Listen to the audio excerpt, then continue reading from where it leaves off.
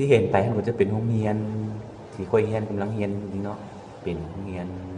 มหาลัยครูหรือว่าในภาษาเวียดก็เอิ้นว่าเดี๋ยวซื้อฝากเพลงเงินท่านผู้ใดอยากมาเรียนก็มาได้เนาะมวนๆมีนักศึกษาทั้งหมดกว่า 15,000 คนในปี 2017 เนาะแต่ประกอบมีหลายสาขาหลายสาขาเรียน